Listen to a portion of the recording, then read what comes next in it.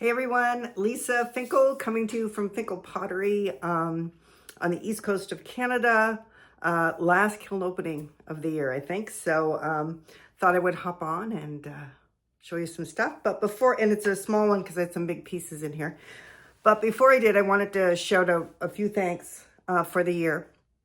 So as always, all the makers that I follow, it's an amazing community. I've said before, being a potter can be lonely if you don't belong to like a community studio or something. So the way we all connect and reach out is very special, and I feel very blessed about that. So thank you, all the makers. I'm not going to start naming people because I know I'm going to forget somebody, but it makes you feel like you're part of something. So thanks to that. But I do want to dedicate this video this year to the viewers. And some of them are makers and some of them aren't. But my heavens, I'm just so appreciative of the people who tune into the channel and watch. I just wanted to give you a few stats here. So this year I reached over 2,100 subscribers. That just blows my mind that 2,100 of you actually want to watch my videos. And I had over 1,000 new subscribers this year. So thank you, thank you. 95,000 views, like wow. 37 uploads, 280 shares, 772 comments, and 6,634 likes.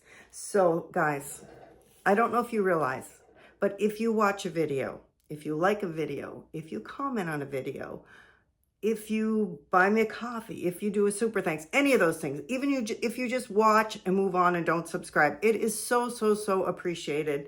It makes me feel like I'm not working in a vacuum here, and that you're part of the community too. And I also don't want to name any names here, but there are a few of you that are consistently coming on with such positive feedback, helpful hints, and I just smile when I get those. It's like, oh, there's so-and-so and there's so-and-so. So thank you, thank you, thank you.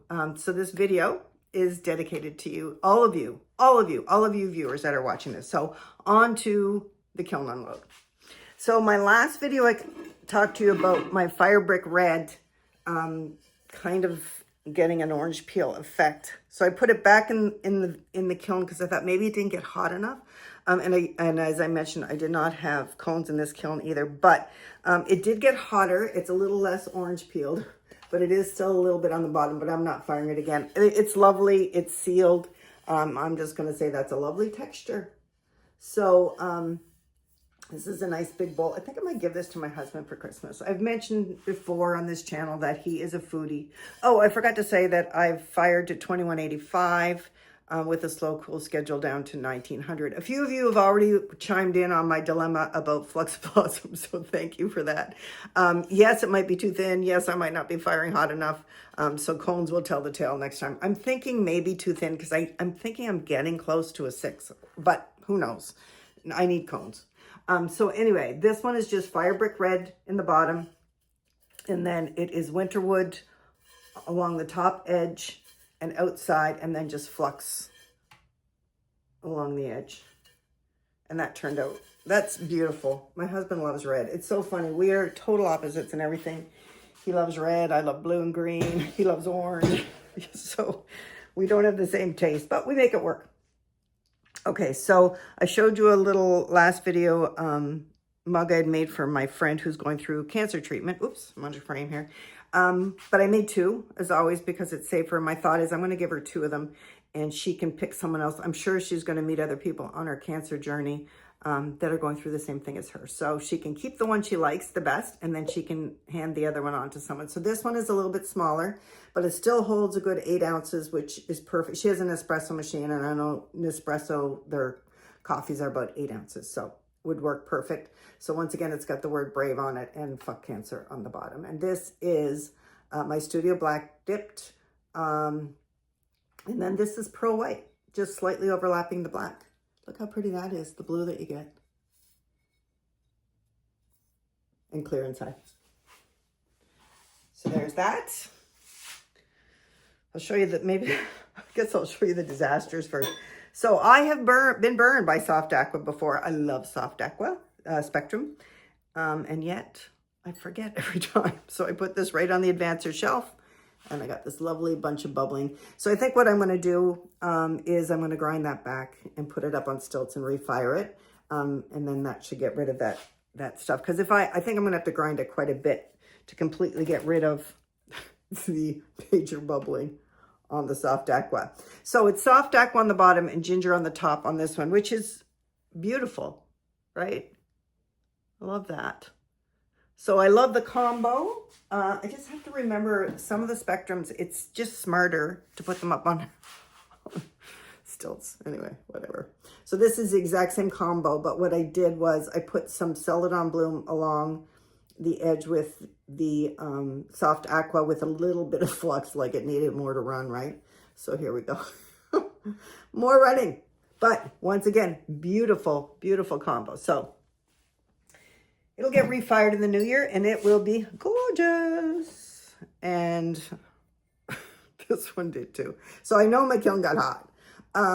So this is Sunrise at the bottom, Spectrum Sunrise, Ginger, and then Amaryllis. I think this is a Sarah Walton combo and I love it. And there we go. Look at that.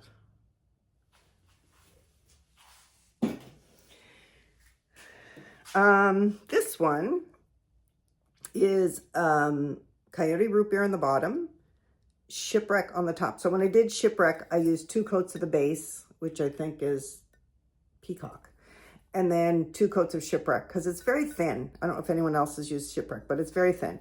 And then some flux on the rim and then just clear inside. That is a cool mug. Root Beer loves texture. Coyote Root Beer loves texture. So that turned out nice. I might as well show you the other one in that combo. This is just a flop bowl, freeform bowl, whatever you want to call it. I think it turned out really nice. So on the underside, there's 3 coats of root beer. On the inside, it's root beer along the edge, just a small edge. Then Shipwreck up to the edge, same way I did it on the mug, and then light flux. And because of the flopping, you get such nice places for the glazes to run. So there's that. Oh, hang on. That was my husband home for lunch. Okay, so what have I got now? This one is just a refire. It's just a little wonky trinket bowl. Sometimes I just throw these out of scraps of clay. And it is my Temuco Gold dipped, Power Turquoise dipped, then seaweed, just like in a swoop over that, and then flux in the middle. It's a really pretty combo.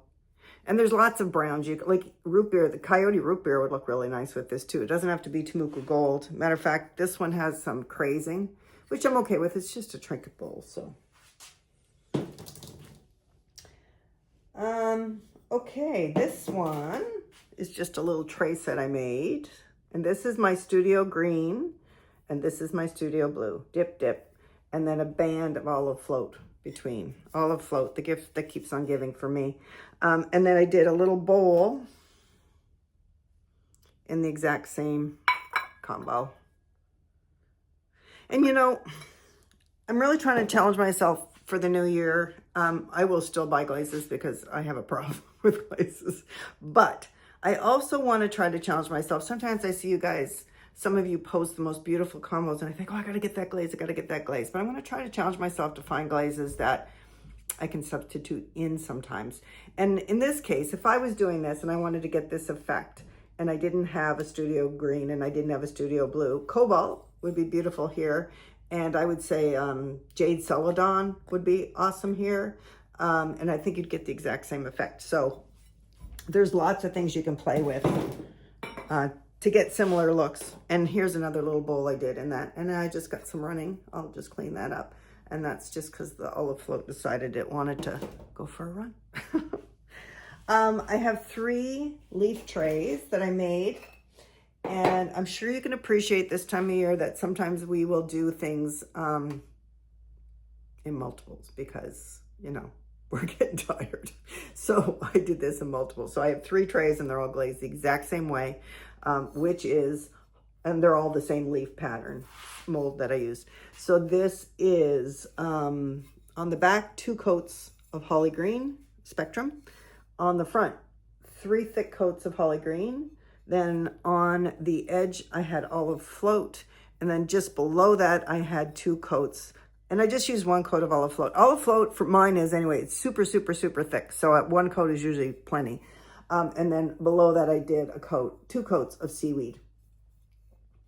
And that turned out very pretty. And I had a little extra bowl. So I just glazed it in the exact same thing. And I thought that makes a really pretty set too.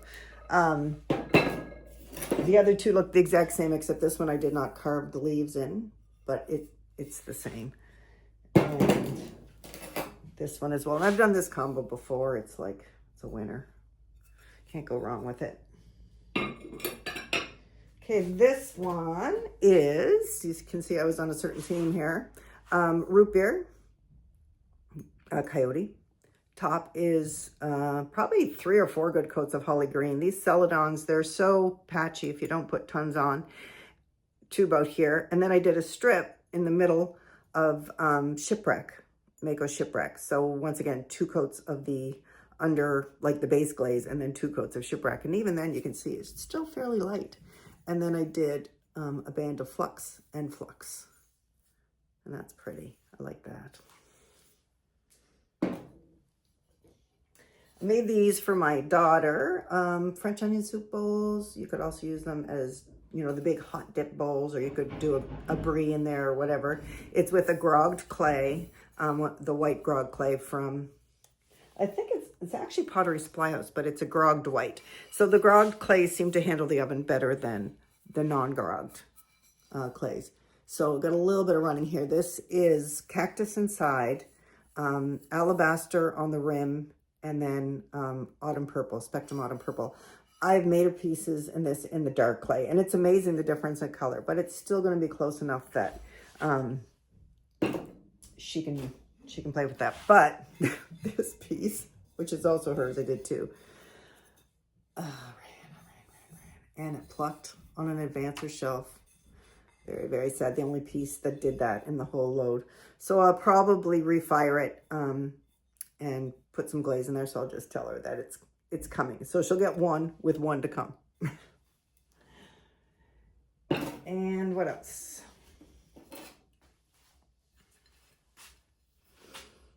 This is a transfer from Ceramica Transfers, Canadian company, with Emiko mixing clear over it. I don't know. I mean, I do have a dipping clear, but for things that I just do not want to move and be stable, I just use the mixing clear. It seems to work really well, although it's certainly more expensive than a dipping.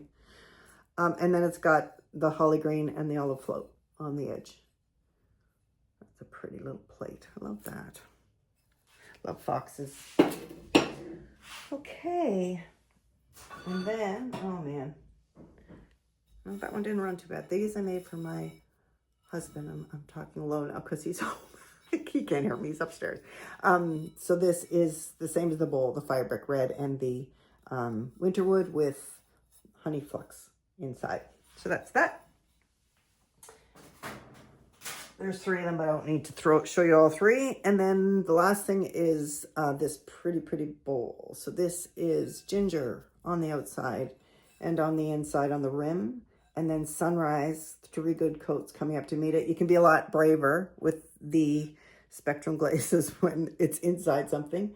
And then amaryllis where they meet, a band of amaryllis where they meet. That's a very pretty bowl. Very nice.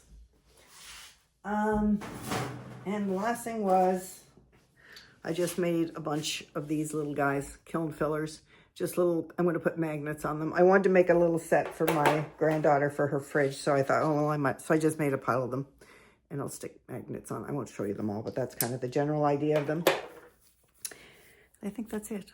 So from the bottom of my heart, thank you, thank you, thank you to all the makers who share and show and comment and are kind and good. And I so appreciate you, and to all you viewers for your comments, your likes, your watches, everything you bring to the table. I'm so appreciative of you as well. And I hope everyone has a very happy holiday, and I'll see you in the new year. Take care.